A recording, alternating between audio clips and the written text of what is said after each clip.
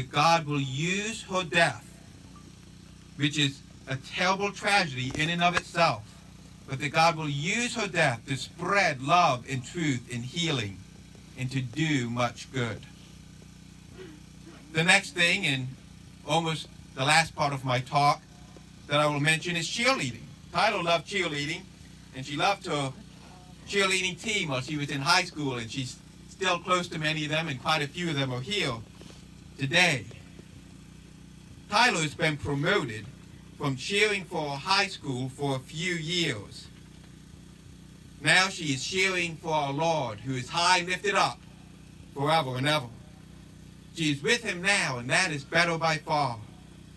The remains of Tyler's body will soon be buried here, but her remains are not going to stay in this ground forever. One day a mighty trumpet is going to sound, and Tyler's body will be resurrected.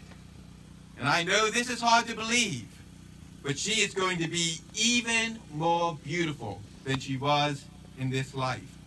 And her new body will be incorruptible and immortal.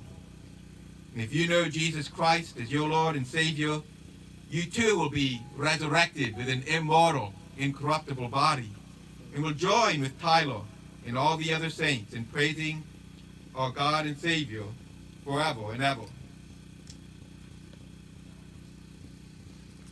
Now I would like to introduce a young lady who is both Tyler's cousin and one of her very best friends. And I believe if she's able to get through it, that she is going to sing a song, and the song is so appropriate. Come on up, Summer Temple.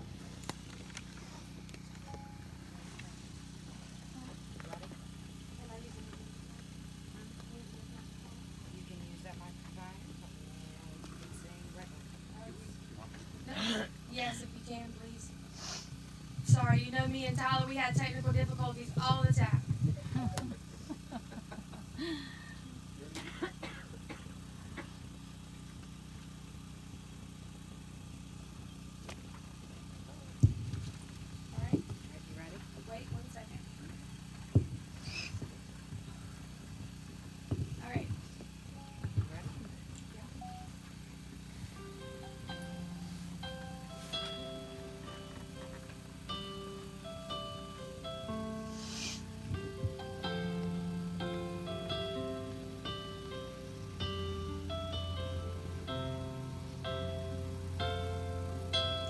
Didn't know today would be our last, or that I'd have to say goodbye to you so fast. I'm so numb I can't feel anymore. I'm praying you just walk back through that door and tell me that I was only dreaming. You're not really gone as long as I believe. There will be another angel around the throne tonight. Your love lives on inside of me, and I will hold on tight. It's not my place to question, only God knows why. I'm just jealous of the angels around the throne tonight.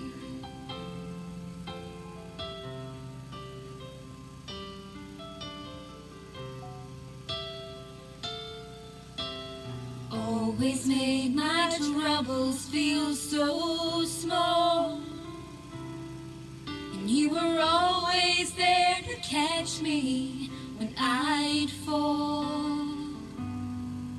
In a world where heroes come and go, well, God just took the only one I know. So I'll hold you as close as I can, longing for face again. But until then, God must need another angel around the throne tonight. Your love lives on inside of me, and I will hold on tight. It's not my place to question, only God knows why. I'm just jealous of the angels around the throne tonight, singing hallelujah,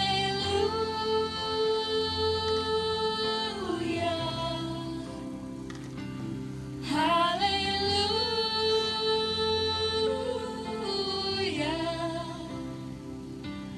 hallelujah.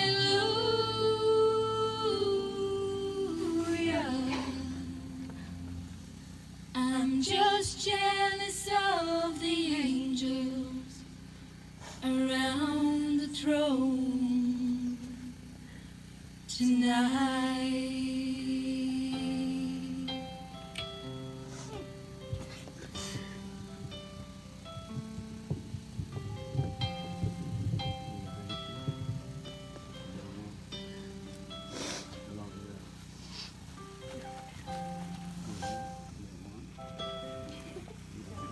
I told you we always had technical difficulties, no matter what we did.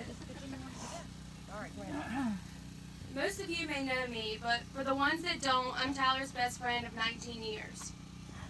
I love to tell the story of how the day Tyler was born, December 28th, my mom went home and conceived me. Sorry, cover your ears, do whatever you gotta do. That's why I said I was made to be Tyler's best friend from day one, no matter what.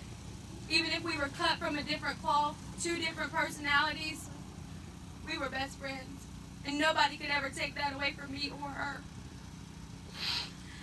I wasn't supposed to be making a speech at her funeral. My next speech for Tyler was supposed to be at her wedding, or the day that she became a mother. I was supposed to have 80 more years with that title. And yes, I still do. It's just a little different now because when I talk to Tyler, she probably won't talk back most of the time. I may have been Tyler's best friend, in my heart, first best friend, but her papa was her very first best friend, her eyeball. So I'd like to tell you a story about Aunt Amy and Tyler's relationship with their papa. When it was time for him to come over and spend time and visit, Amy and Tyler would nitpick to each other who was his eyeball. Tyler would say, "You were, until I was born." Amy would hug Buck, and Tyler would squeeze right in between them. "Daddy, who do you love more?" Amy would say. And Buck would say, "All right, don't make me say anything." Then when Amy was out of earshot, he would whisper in Tyler's ear, "You know it's you, but don't tell your mama." Tyler used to always tell him, "I pray for you, and you pray for me." And now we all have to pray for him. Because if anybody has seen Tyler's social media, you know how much she loved her papa. And this song is for you, Papa. I love you.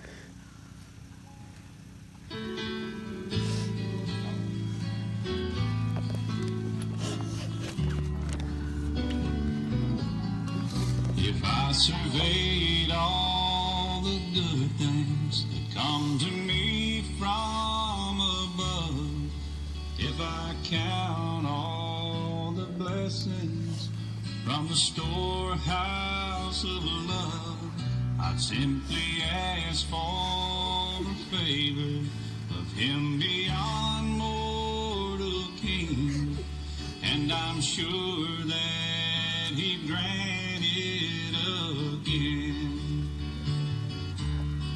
I want to stroll over heaven with you some glad day, when troubles and heartaches are vanished away, then we'll enjoy the beauty where all things are new. I want to stroll over heaven with you.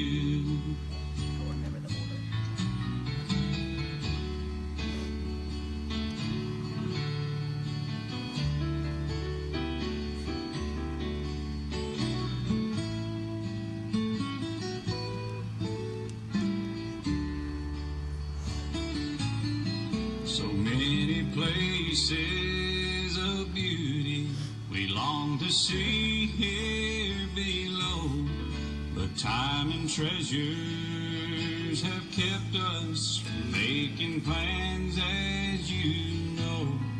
But come the morning of the rapture, together we'll stand anew, while I stroll over heaven with you.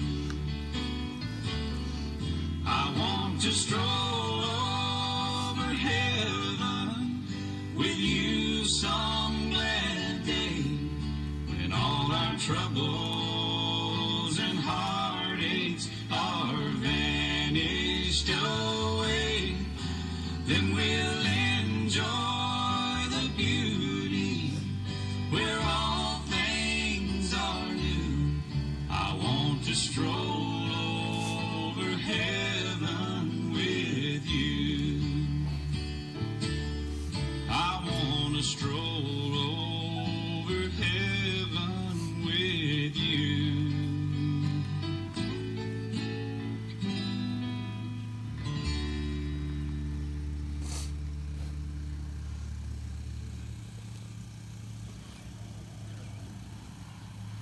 Jason, are you okay to come up and share that?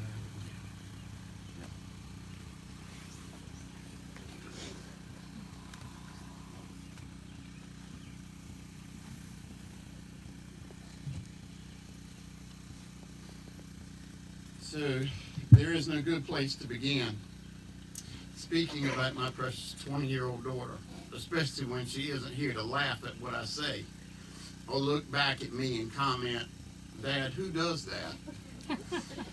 There are also no best memories to share when they're all good memories. They all flood my brain when I search for something to share. But I'll do my best. I'm sure there are many dads here who can relate to holding on to the back of a bicycle seat while running alongside, just praying that when you let go, she doesn't topple over. After about 100 topples, I let go and Tyler rode on. About that same time, there was a morning that I wiped the tears from her little eyes as she prepared to get on the school bus for the first time. I knew she had to go, but she didn't feel the same way. I let go, but her mama followed the school bus to the school just to make sure. Again, I let go, and Tyler sailed on. On some of our first vacations to the Outer Banks, Tyler and I would go crabbing because she wasn't big enough to hold the fishing pole and sling it over the side of the pier. So we crabbed in the Sound. About 1,000,000 times she would yank that baited rope up and that crab would fall off about halfway up the side of the pier. "Slow down, Butterbean," I would say, and she answered, "I got it, Daddy." I let go, and Tyler pulled in her catch. It was the only crab in the cooler, but she couldn't wait to show her mama what she had done. Not only was she smart and beautiful, she was athletic also. My Tyler was an accomplished cheerleader.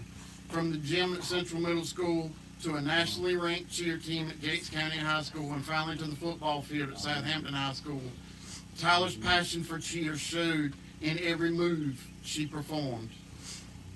Even though her position as a flyer, the one at the top of that insanely tall pyramid of girls, frightened me a little bit and sent her mama over the edge, I let go, and Tyler flew.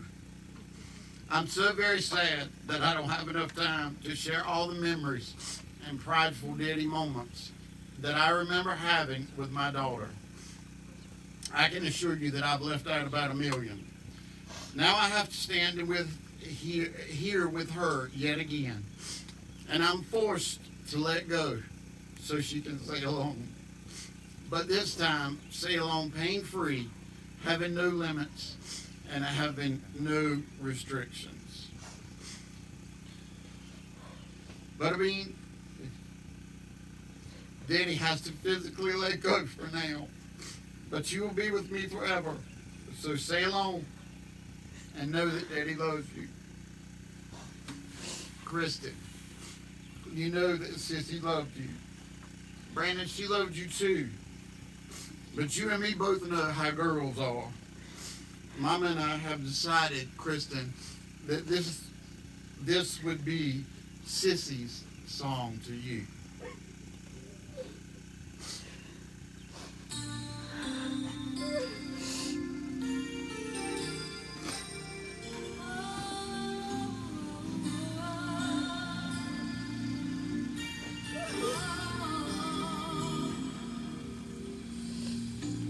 It must have been cold there in my shadow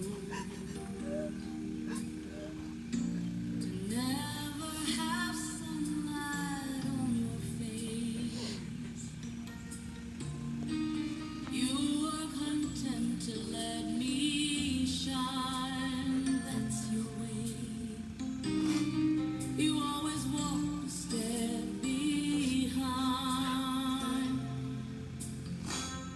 So I was the one with all the glory, while you were the one with all the strength.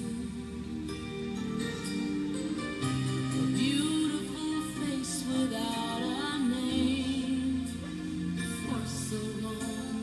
A beautiful smile to hide the pain. Did you ever know that you're my hero? And everything I would like to be.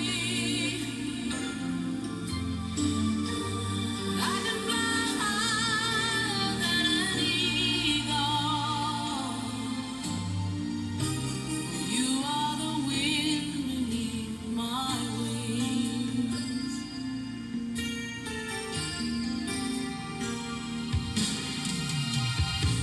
It might have appeared to go unnoticed, but I've got it all here in my heart. I want you to know I know the truth. Of course I know I would be nothing without you. Did you ever know that you're my hero? You're everything I wish I could be. I could fly higher than an eagle. You are the wind beneath my wings. Did I ever tell you you're my hero? You're everything, everything I wish I could be. Oh, tonight I can fly higher than an eagle. You are the wind beneath my wings. 'Cause you are the wind beneath my wings. Oh, beneath You sure? my wings, you are the wind beneath my wings. Fly.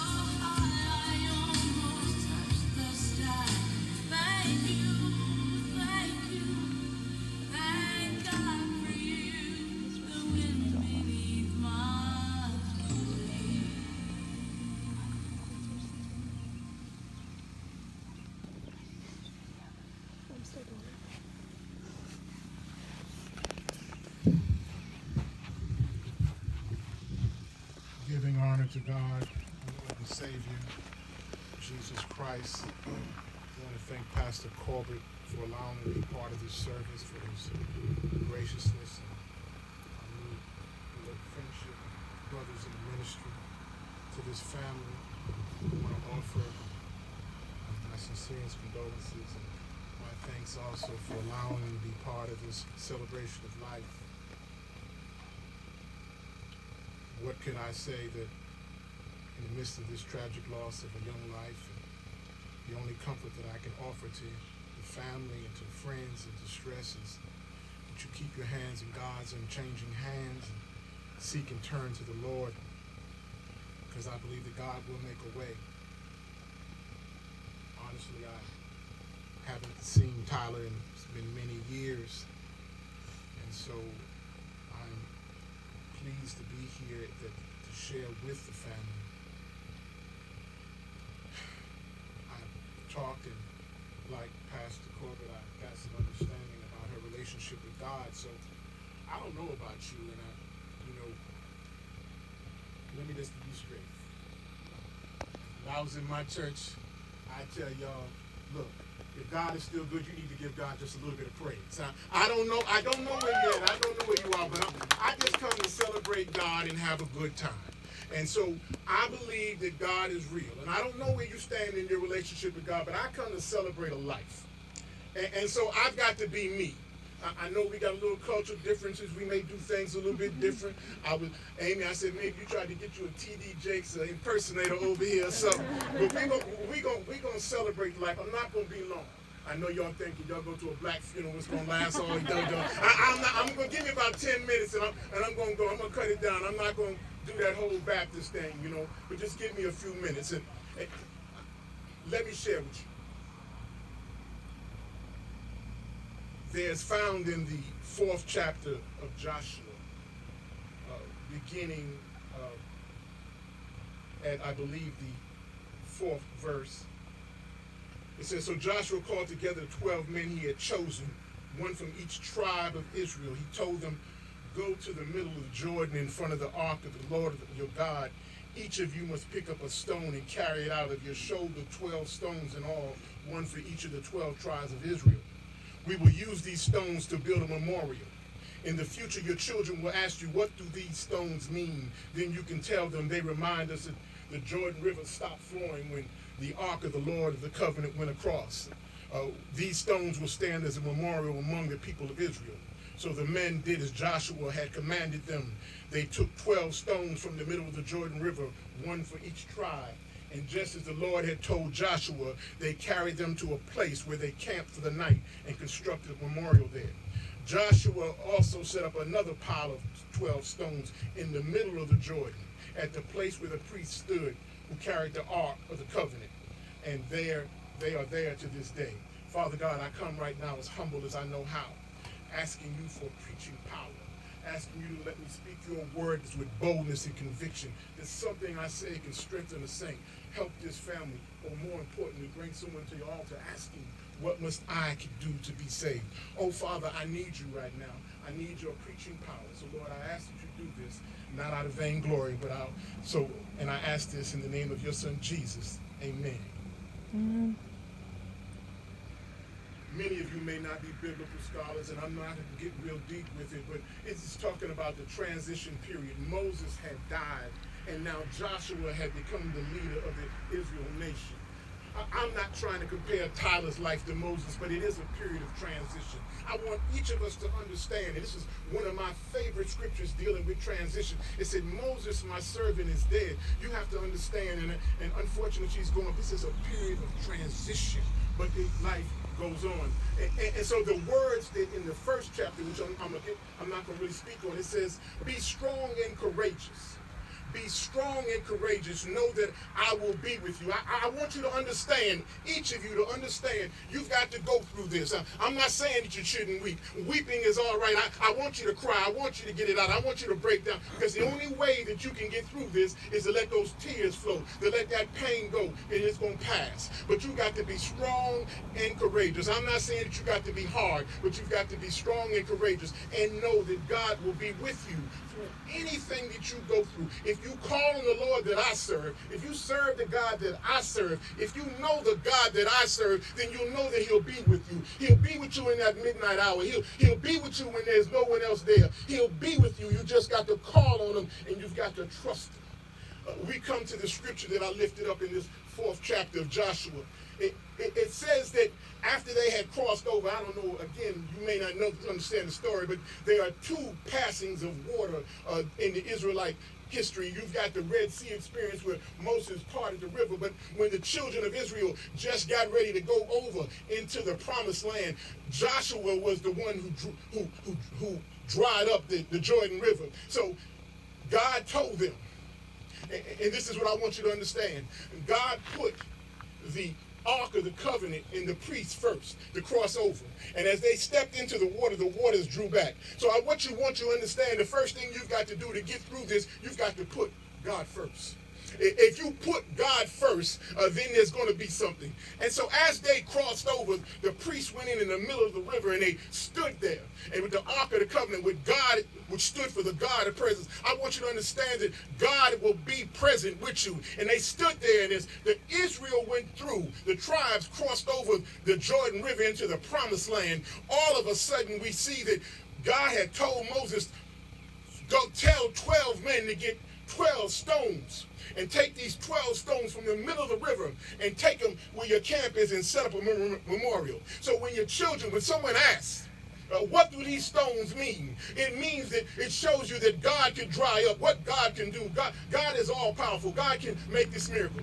And so those stones were a remembrance of how good God is. And I want you to understand, my God is still good. I don't know about you, but I believe that my God is still good. I believe my God still sits high, and he still looks low, and my God is still in the blessing business. And so I gotta tell you, y'all have some stones. You talked about how she was, and so you've got some stones that you can hold on to. You know that she was a loving sister. You know that she was a loving daughter. She was a good friend, a good cousin. Those are stones that you can take with you. Those are stones you can hold on when no one else is there. That's a stone you can carry with you. That's a stone, a memorial stone.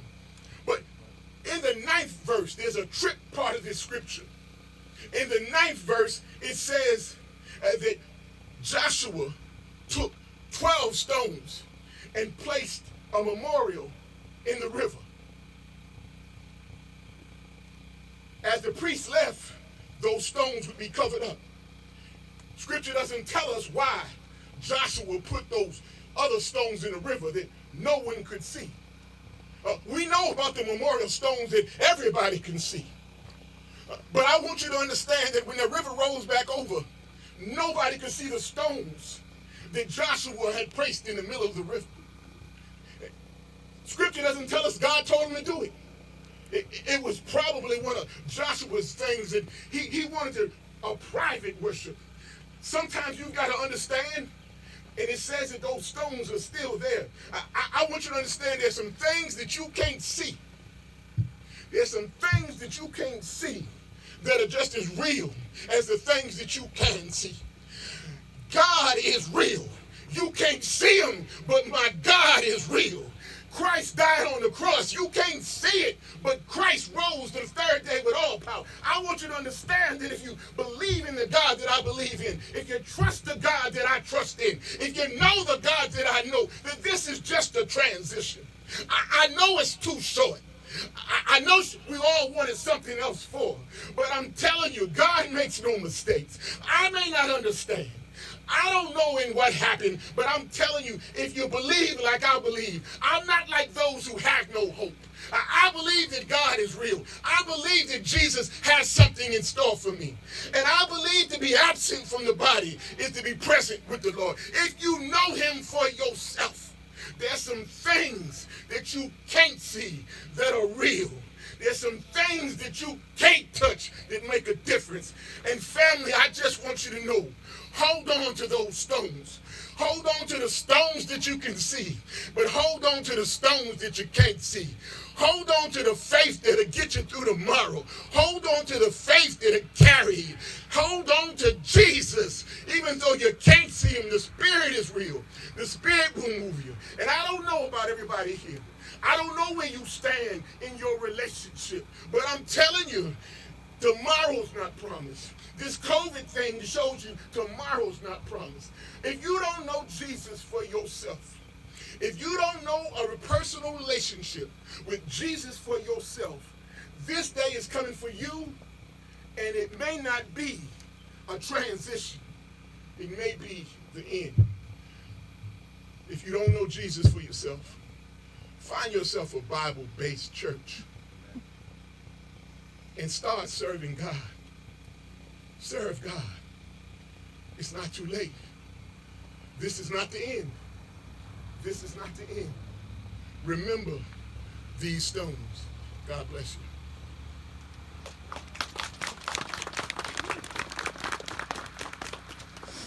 Wow, I thank God for that powerful message. I feel like it's just what I needed, and I trust that it's just what you needed. At this time, we would like to invite Kristen and Brandon to come up to share.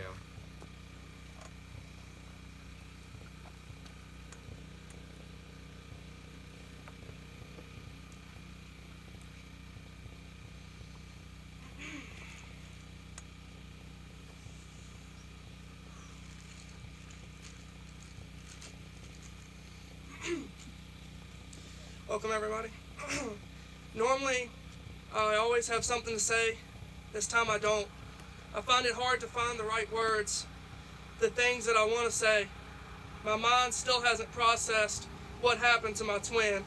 The last time I spoke to my sister was a month before her passing, and that's my biggest regret. I wish I had checked up on her more, made her feel like she could talk to me more often, and not just someone that's 1,200 miles away. It doesn't feel real that I lost my sister and one of my best friends from high school. I wasn't able to be home as much the last 2 years, so the memories I have with Tyler are from a while ago. Part of who I am today was because Tyler helped me to build confidence in myself when I had none.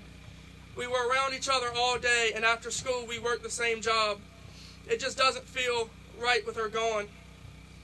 It feels like I lost the other part of me.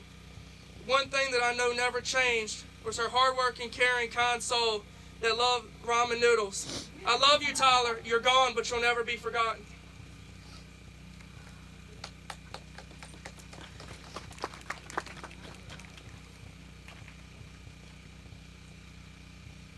I never thought the day would come so soon where I'd have to stand up here.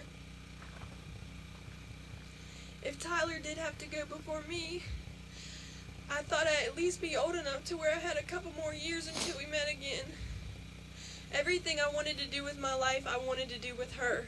I mean, everything I've done up until now has either been with her or discussed with her, and I don't know what I'm going to do without that.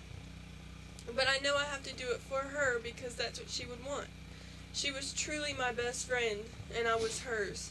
There was never a dull moment around her. I could never cry for long over anything, because she'd run in my room and make it all better, either by making me laugh, giving me advice, or doing something to get my mind off of it. Ever since I was little, she always took care of me like that. The definition of sissy on Google is feeble and cowardly, but my sissy is the complete opposite. My sissy was the strongest person I've ever met, even with the cards she was dealt. She was so beautiful inside and out, and ever since I was little, I aspired to be like her, even in the smallest ways. Every time she got a bowl of cereal, listened to a certain song, or did her makeup, I did the same. Speaking of makeup, Sissy loved it. It was her passion. She wasn't always the best at makeup. She used to make me look real stupid when we were younger. But as we got older, she became a pro, and I loved when she'd do it on me. It's very sad to think her hands will never make my face that beautiful again. Although I'm so blessed she taught me some of the tricks that she knew. and I will always think of her every time I sit down at my vanity. Matter of fact, a lot of who I am today is because of her. It is really hard for me to single out one memory to talk about because they are all so precious and I can't choose, but they will never be forgotten. Sissy's soul shines so bright on every person she came in contact with, but I like to think she shined the brightest on me. I love you, Sissy. You'll always be my number one best friend.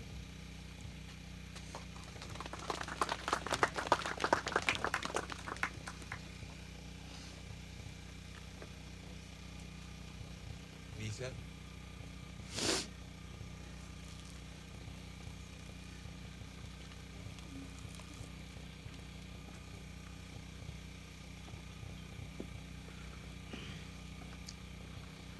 Y'all gonna have to have some patience with me because as much as I like to talk, I've never been one for public speaking, so I'm gonna do my best.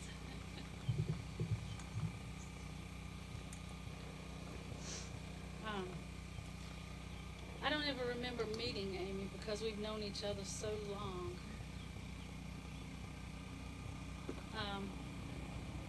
We've just been best friends, sisters, all our lives, and I don't ever see that changing.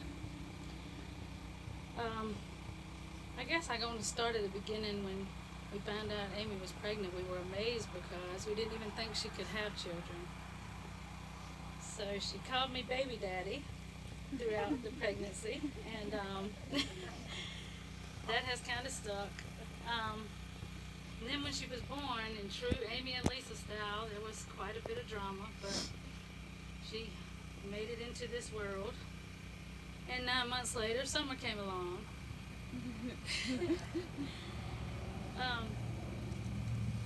When Tyler would come to see Summer, she would bite her. And we couldn't figure out why, and then we realized she would get so excited. She would be so excited to see Summer, she just couldn't contain it. It just went all over her. She just couldn't help herself. And I think as her life continued, that's how she was. She was so excited for everything in life and everything life had to offer. Unfortunately, they moved to Gates County and we didn't see each other as much. But I was still Aunt Lisa, and I always will be. Whenever we did see each other, she would come and run and hug and kiss and love on me and smile and say, I miss you, Aunt Lisa, and I love you. She loved her mama and her sister and her papa and everybody. There was never anybody that she didn't like, even though some kids gave her a hard time. But she lived a big life, and I think it's hard to say, she died young, but in the 20 years that she was here, she lived a full life. And maybe that was why she went as young as she did, because God needed that beautiful angel more than this cool world.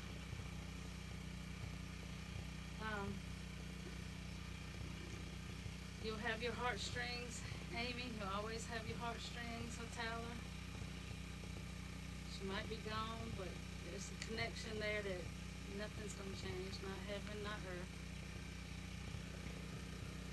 I know everybody's seen those memes on Facebook, the Be Like Bob.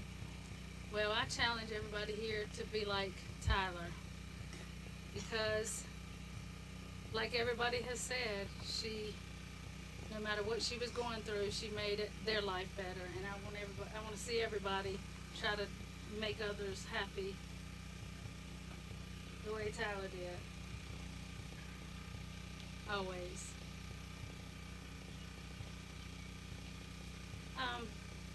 Amy and I were talking about Maya Angelou, and it's one of her favorites. And one thing she said that I would like to say to Amy is that love doesn't bind, it liberates. And I think Jason kind of touched on that a little bit, but I want Amy to understand that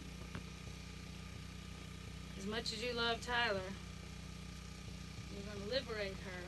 You're going to let her rest in peace, in the peace that you always wanted for her, and now she has it.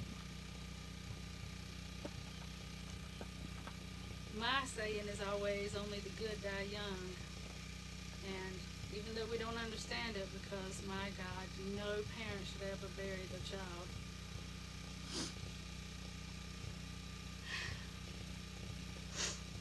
Whenever I hear of a young child, a young person passing away, this poem always comes to mind, and it helps. It helps a little bit to hear these words. The name of it is God's Lent Child by Edgar Guest.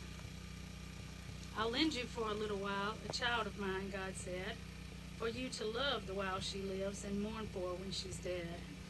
It may be 6 or 7 years, or 42 or 3, but will you, till I call her home, take care of her for me? She'll bring her charms to gladden you, and should her stay be brief, you'll always have her memories as a solace to your grief. I cannot promise she will stay, since all from earth return, but there are lessons taught below I want this child to learn. I've looked this whole world over in my search for teachers true. From the throngs that crowd life's lane, I now have chosen you. So will you give her all your love, or not think the labor vain, or hate me when I come to take her, this Lent child, home again? I fancy that I heard them say, Dear God, thy will be done. For all the joys this child will bring, the risk of grief will run. We'll shelter her with tenderness, we'll love her while we may. For all the happiness we've ever known, we'll forever grateful stay. But should the angels call her much sooner than we planned, we will have the bitter grief that comes and try to understand. Grief, I've learned, is really just love. It's all the love you want to give but cannot. Grief is like the ocean. It comes on waves, ebbing and flowing. Sometimes the water is calm, sometimes overwhelming, but we have to just keep swimming. Grief never ends, but it changes. It's a passage, not a place to stay. It is not a sign of weakness nor lack of faith. It is the price, the proof that there was deep love.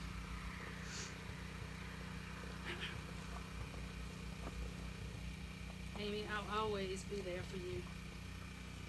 Good, the bad, the hard, the easy. I'm just a phone call away. I'll pray for you, and I'll be there for you. Kristen and Brandon and Jason and Papa and Nana, everybody. I love you, Amy.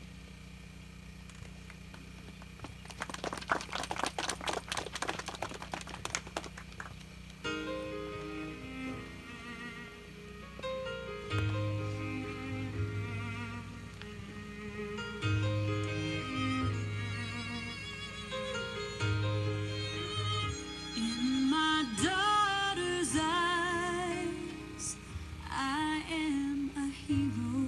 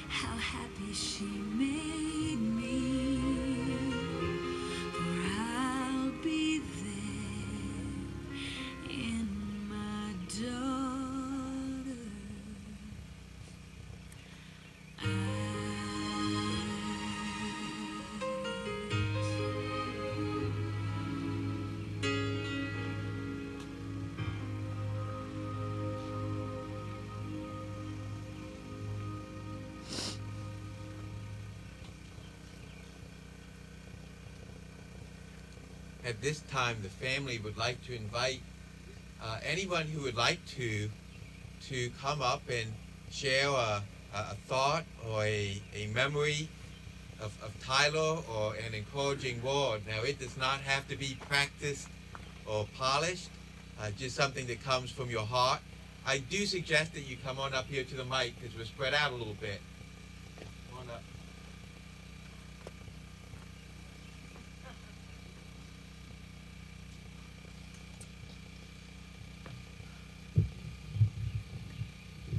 Hello, my name is Heath Nielsen.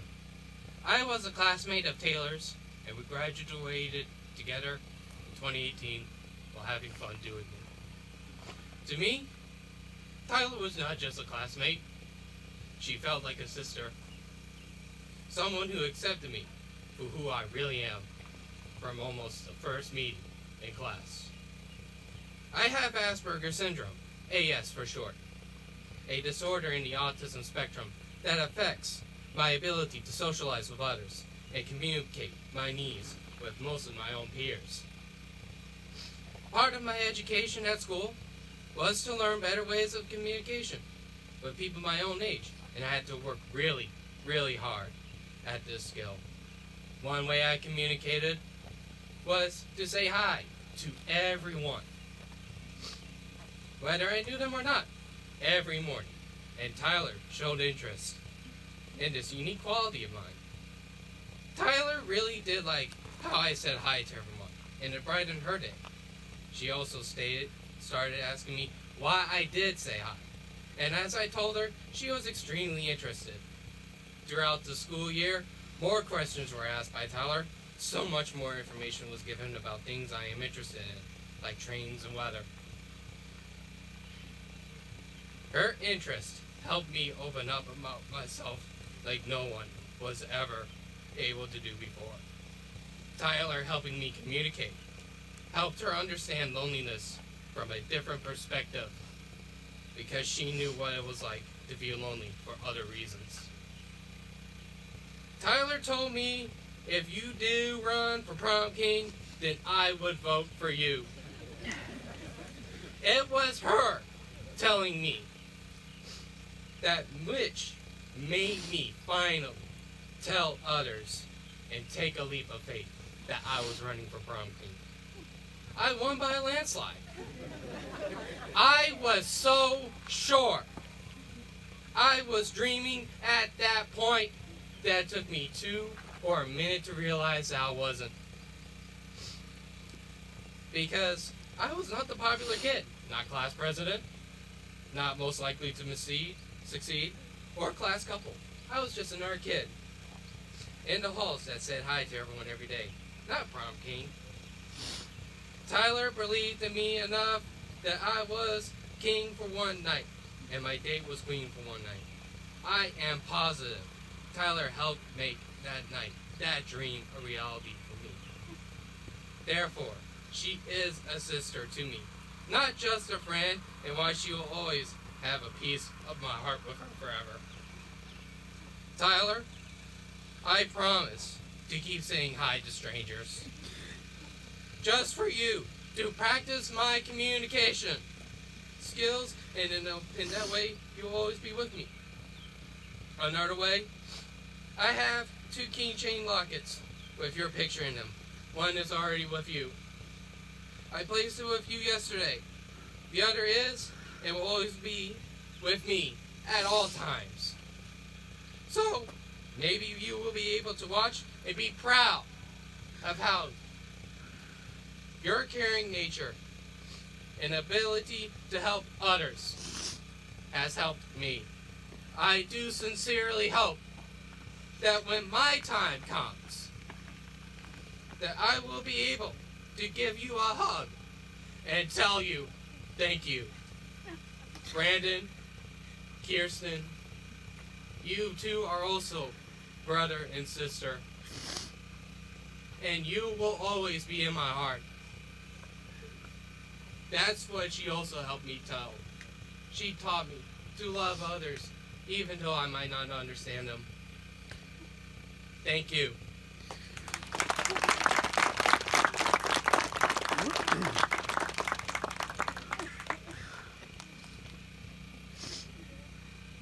you.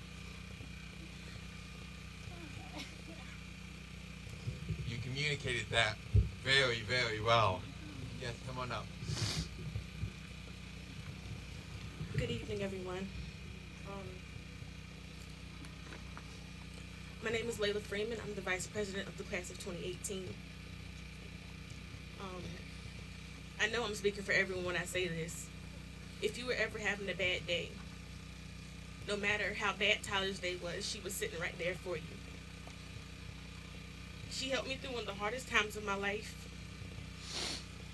When I said I was done, she told me not yet. She sat with me.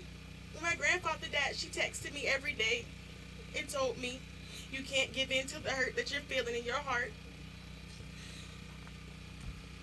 And it just tears me up so bad that I never saw the hurt in hers. I just pray and I hope that one day I can be at least half the person that she was. That every time that I see a sunflower, or every time I hear a certain song come on, or every time I just think about pep rallies and how she was always so excited for school and she showed her spirit, I just hope that she's right there just smiling on me, because I know right now I wouldn't be here if she wasn't such an essential person in my life. So speaking on my behalf, but also on the behalf of the class of 2018 from Southampton High School, Miss Amy, we have something for you coming very soon. It's not here yet, but we love you. We're here for you because that's the least we can do for everything that she's done for every single last one of us. Tyler will always be my friend and my soul sister. It doesn't matter what background we're from. It doesn't matter about any of that. She will always be my sister in my heart. Thank you.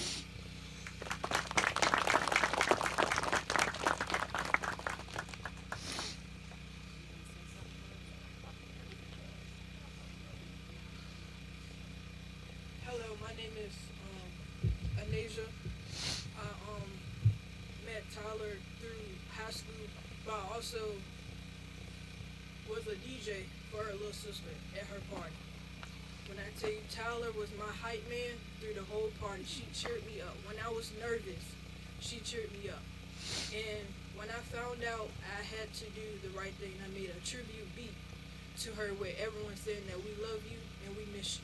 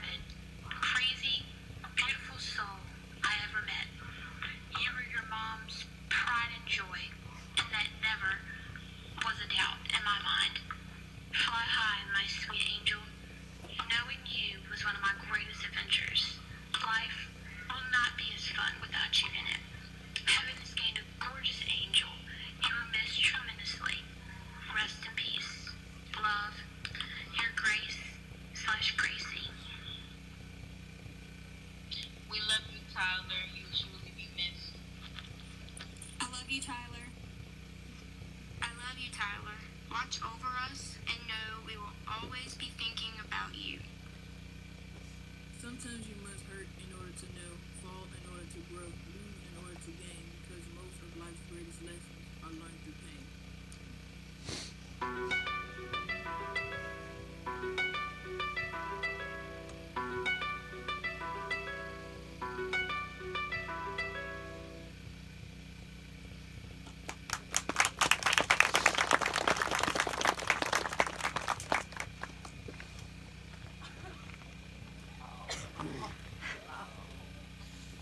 Hope y'all doing all right.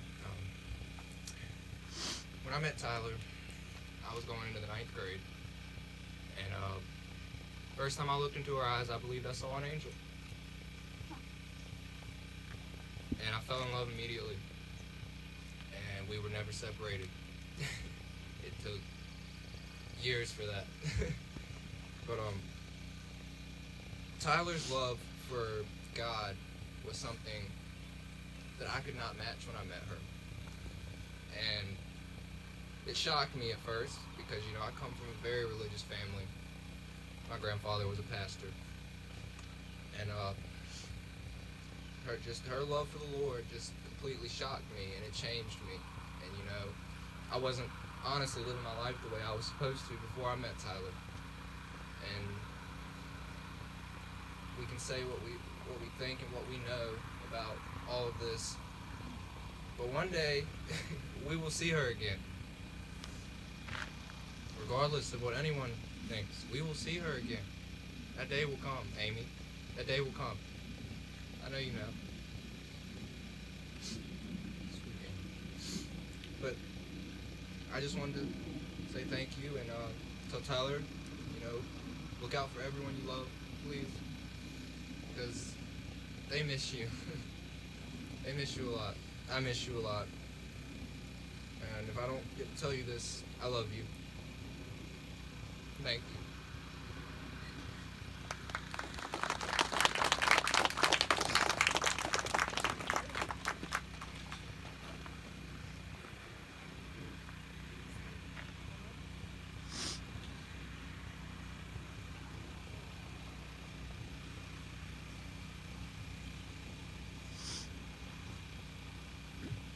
Amy would love to speak for each and every one of you today, but of course you all can understand why she can't. Honey, my voice, you can't hear my voice? Okay, honey. Okay, I got you. I got you. This week has been very, very hard for all of us. Classmates, teammates, friends, family, loved ones. In the midst of everything, Amy had shared with me something that Tyler had sent her many, many years ago. Some of you know Tyler's story completely, some of you don't. It's okay. So give or take, what I want to read to you now is what Tyler sent to her mama. And her mama finally understands. This is called the Teacup Story. There was a couple who used to go to England to shop in the beautiful stores. They both like antiques and pottery, especially teacups. This was their 25th wedding anniversary. One day in this beautiful shop, they saw a beautiful cup. They said, "May I see that?" We've never seen one so quite beautiful. As the lady handed it to them, suddenly the cup spoke. "You don't understand," it said. "I haven't always been a teacup. There was a time when I was bread and I was clay. My master took me and rolled me and patted me over and over, and I yelled, 'Leave me alone!' But he only smiled and said, 'Not yet.' Then I was placed on a spinning wheel," the cup said, "and suddenly I was spun round and round and round. 'Stop it, I'm getting dizzy,' I screamed. But the master only nodded and said, 'Not yet.' Then he put me in the oven. I never felt such heat," the teacup said. "I wonder why he wanted to burn me." And I yelled and I knocked at the door. I could see him through the opening, and I could read his lips as he shook his head. 'Not yet.' Finally, the door opened, and he put me on the shelf, and I began to cool. 'There, that's better,' I said. And then he brushed me and painted me all over. The fumes were horrible. I thought I would gag. 'Stop it,' I cried. He only nodded. 'Not yet.' Then suddenly he put me back in the oven, not like the first one. This was twice as hot, and I knew I would suffocate. I begged, I pleaded, I screamed, I cried. all the time I could see him through the opening nodding, "Not yet." Then I knew there wasn't any hope. I would never make it.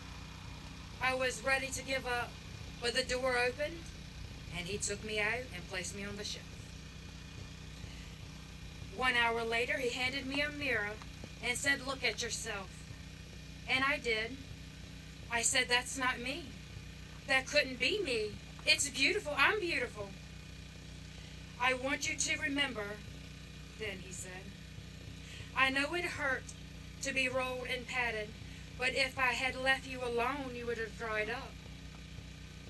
I know it made you dizzy to spin round the wheel, but if I had stopped, you would have crumbled.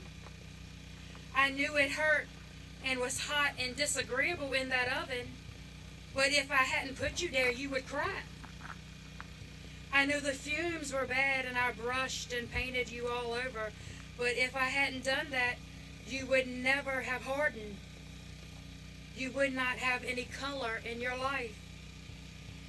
And if I hadn't put you back in there, back in that second oven, you wouldn't survive for very long because the hardness would not have held. Now that you are a finished product, you are what I had in mind when I first began with you." The lesson to the teacup story. This teacup story illustrates what Jeremiah wrote by the inspiration of God. The words which came to Jeremiah from the Lord, saying, "Arise and go down to the potter's house, and there I shall announce my word to you." Then I went down to the potter's house, and there he was making something on the wheel.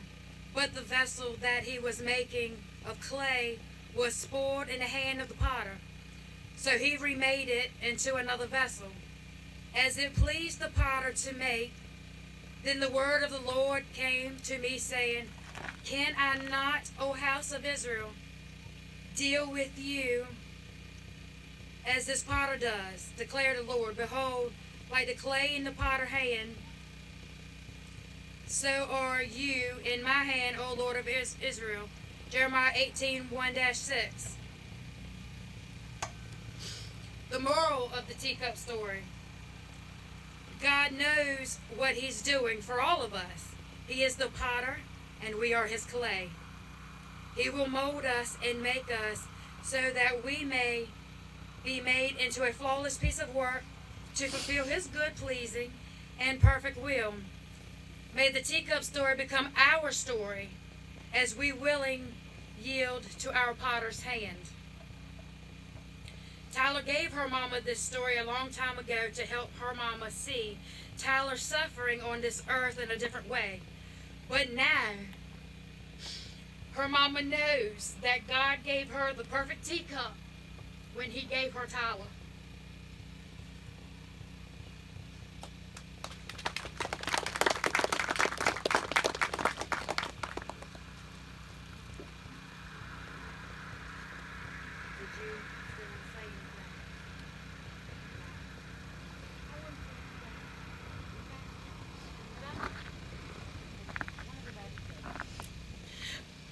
I can't make this long because of my eyesight, because I love that kid.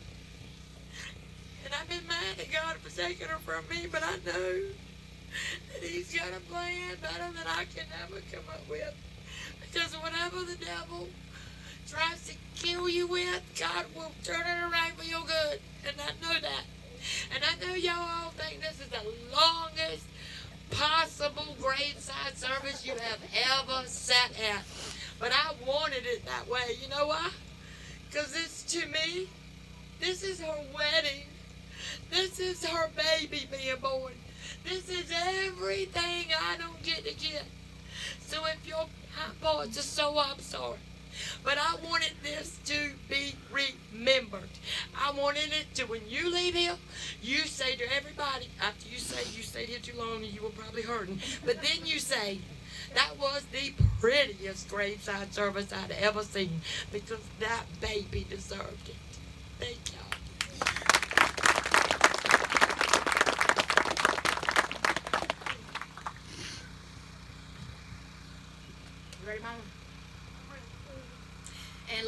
but not least, as I was scouring through the internet trying to figure out something to say, something came to me. And I want to share this with each and every one of you because to me, this is Tyler's message to each and every one of you. Safely home. I am home in heaven, dear ones, oh so happy and so bright. There is a perfect joy and beauty in this everlasting light. All the pain and grief is over, every restless tossing past. I am now at peace forever, safely home in heaven at last. There is work still waiting for you, so you must not idly stand. Do it now while life remains. You shall rest in Jesus' land. While the work is all completed, he will gently call you home on the rapture of the meeting. Oh, the joy to see you come.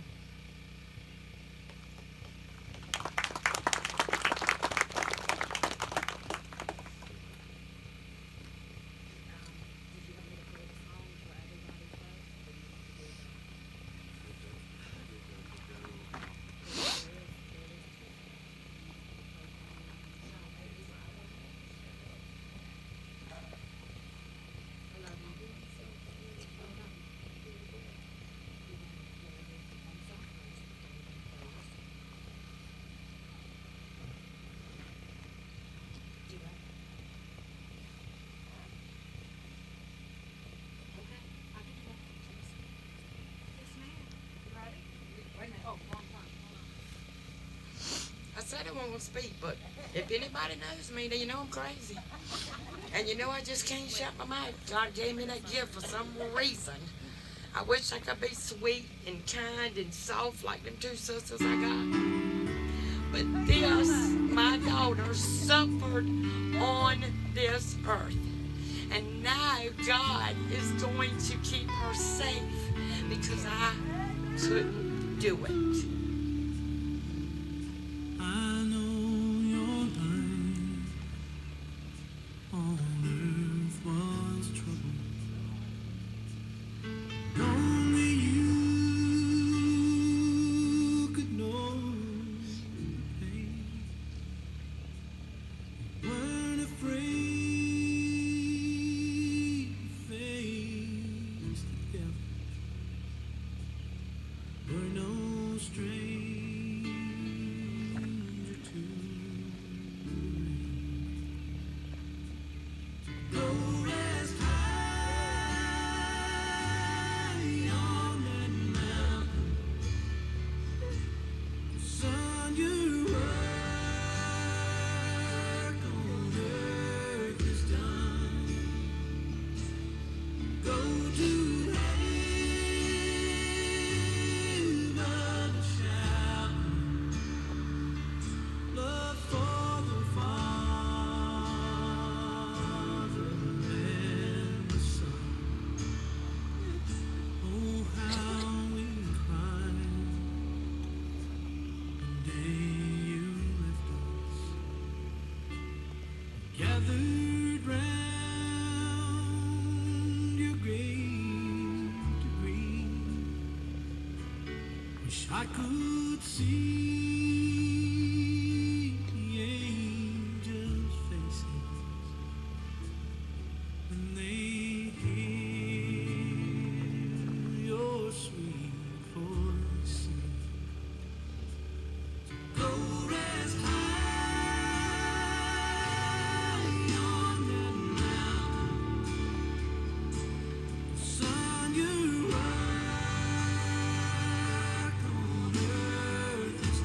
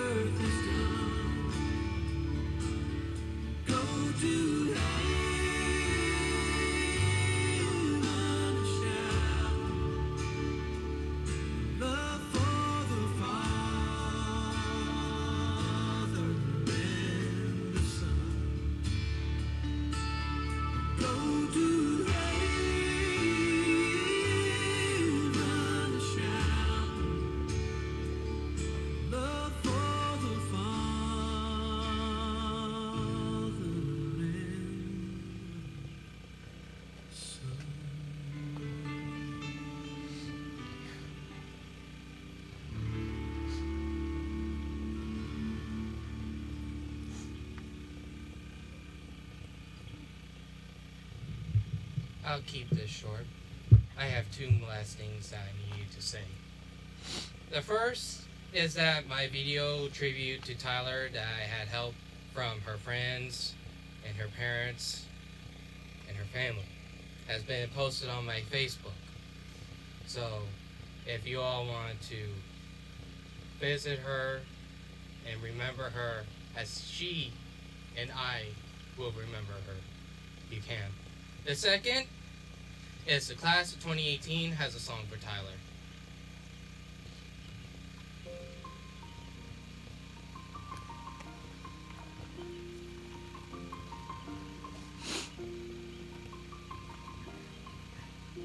It's been a long day And if you know the words, without sing you, along. my friend. And I'll tell you all about it when I see you again.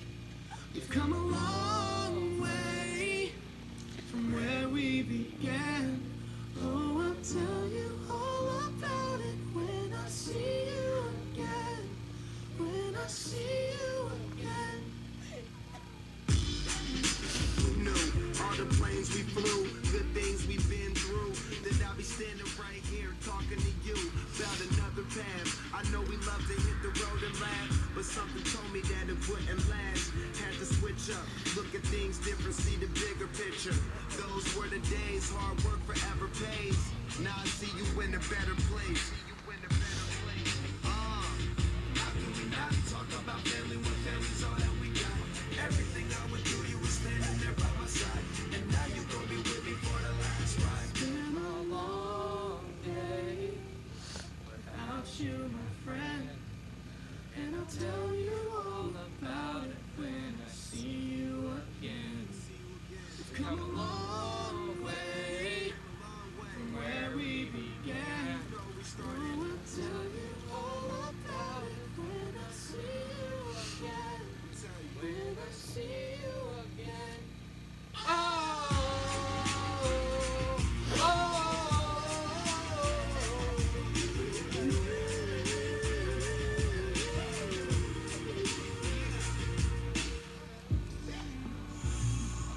First you both go out your way and the vibe is feeling stronger. What's small turn to a friendship turn to a bond, and that bond will never be broken. The love will never get lost. And when brotherhood come first, then the line will never be crossed. Established it on our own when that line had to be drawn, and that line is what we reach. So remember me when I'm gone. How can we not talk about family when family's all that we got? Everything I went through, you were standing there by my side, and now you gon' be with me for the last ride. let the light guide your way.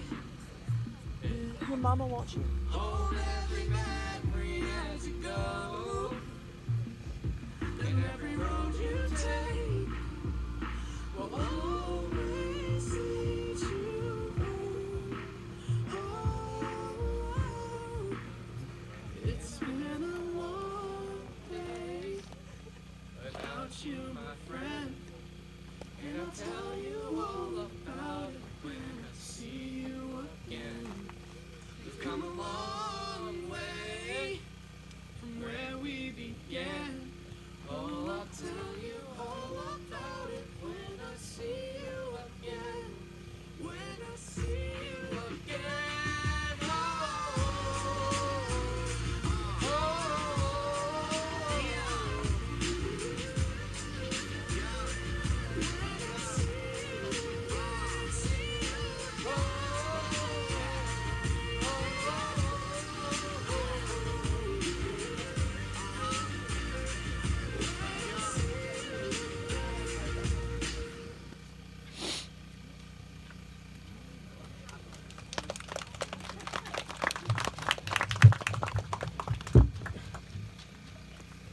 Let us all remember the thing that you loved about time is not there.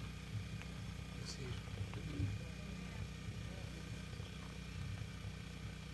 Father God, we come as humble as we know how just to say thank you. Thank you for your grace and your mercy. Father, we come right now humble and asking you for a special unction of this family.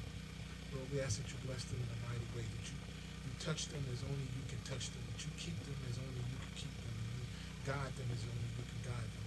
Father, as we leave this place, as we leave this celebration of life, let us remember it was a life well lived, a life dedicated to you. So therefore that life is not empty. I'm going to ask everyone to do one thing with me. I want to close this out. I just want everybody to say Jesus 3 times, but I believe the name has power. And so you have to say it like you believe it has power. And so it has the power to heal, the power to comfort, the power to get us through. So on 3. Everybody with me? 1, 2, 3. Jesus! Jesus! Jesus! To God be the glory. Hallelujah. Amy and Jason want to invite everyone to come by their house to visit afterwards. But before we leave, we are going to all sing together a song. I think that you'll recognize the song as it's playing. And as the song is playing, you can follow us. We're going to come by and greet the family. And then as the song ends, when you're ready, we can head over to their house. And she also wants you to sing along.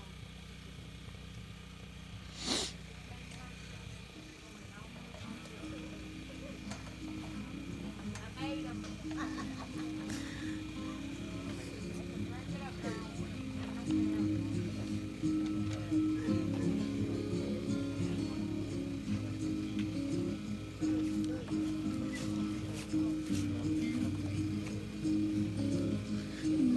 Sunshine, my only sunshine. You make me happy when skies are gray. You never know, dear, how much I love you. Please don't take my sunshine away. The other night, dear, when I was sleeping, I dreamt I had you.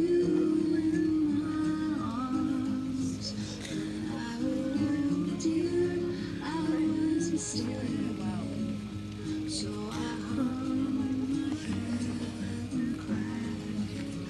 You are my sunshine, my only sunshine. You make me happy when skies are gray. You never know, dear, how much I love you. Please don't take my sunshine away.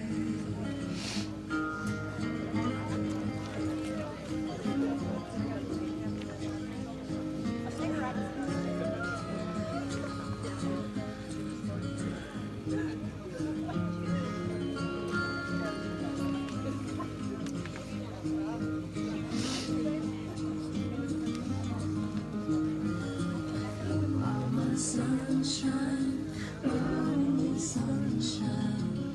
You make me happy when skies are gray.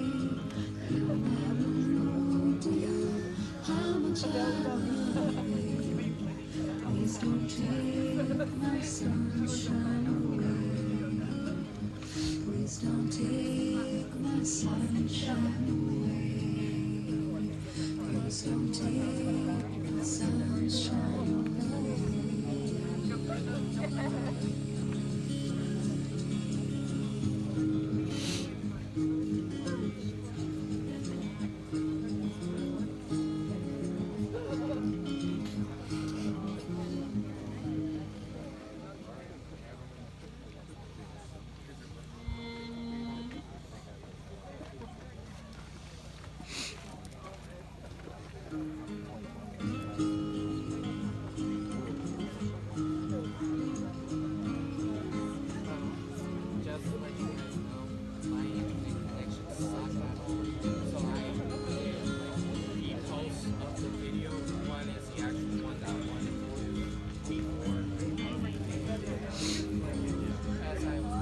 Sunshine, my only sunshine. You make me happy when skies are gray. You never know, dear, how much I love you. Please don't take my sunshine away. The other night, dear, when I lay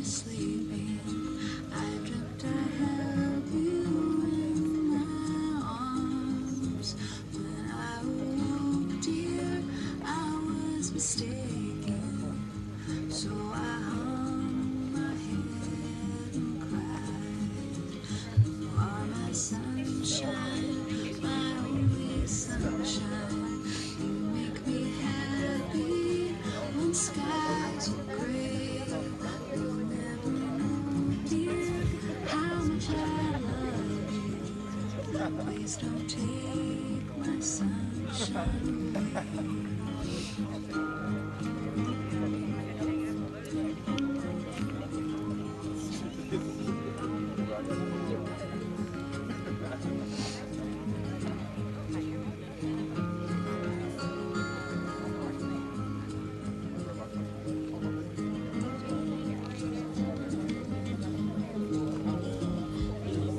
sunshine, my only sunshine. You make me happy when skies are gray. You never know, dear, how much I love you. Please don't take my sunshine away. Please don't take my sunshine away. Please don't take my sunshine away.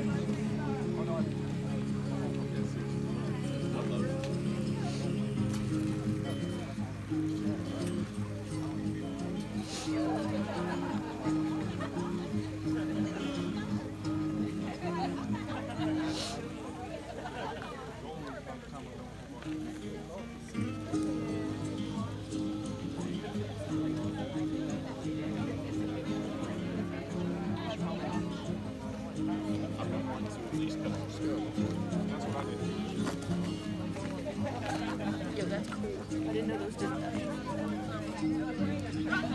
I'm getting that. Sunshine, my sunshine.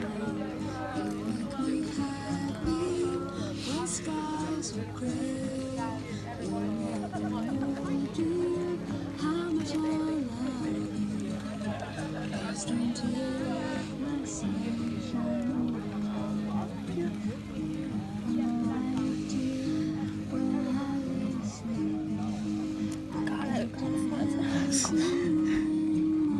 Sometimes it doesn't even feel like she's actually dead. What grade are you in now? What will you be? You'll be going into ninth, okay. High school. So you'll get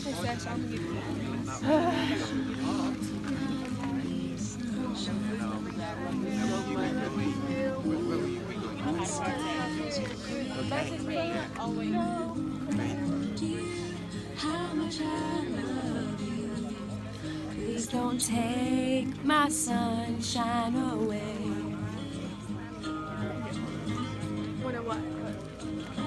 They're all going back. You did such a wonderful Thank job you. singing that song. Thank you. That was amazing. I mean, under any circumstances that would have been good, but under these Yeah. circumstances, for you to hold it together and sing that song, it was so perfect. That's, I'm glad it sounded good. it did. Oh, look at this. Isn't that cool? It comes from the car somehow. It shines that down. That's it's like, so fancy. It is fancy. They're making a bunch of food at Amy's house and Boy Camp. If y'all want to come, you can. I mean, it's just like hamburgers, hot dogs. You don't have to stay for a while, but if y'all are more than welcome to come eat. I gotta find.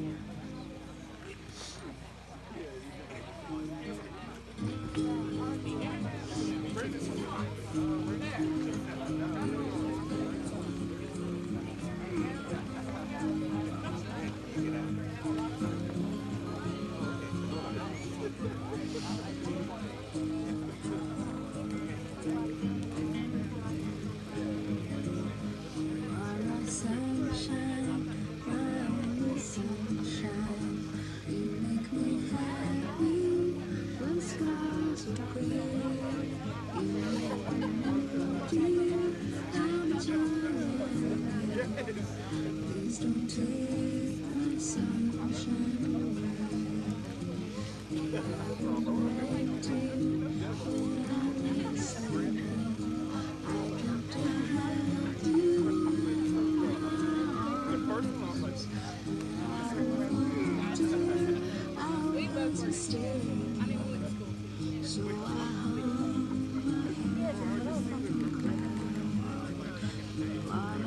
Were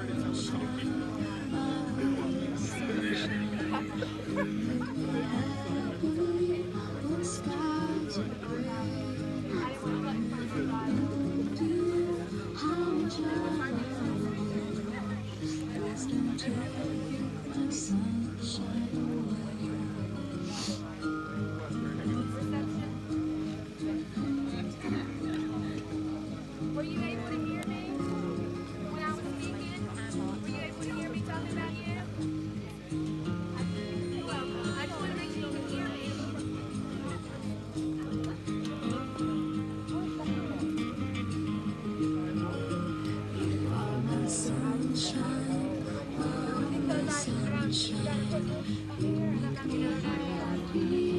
When skies are gray, how much please don't take my sunshine away. Please don't take my sunshine away. Please don't take my sunshine away.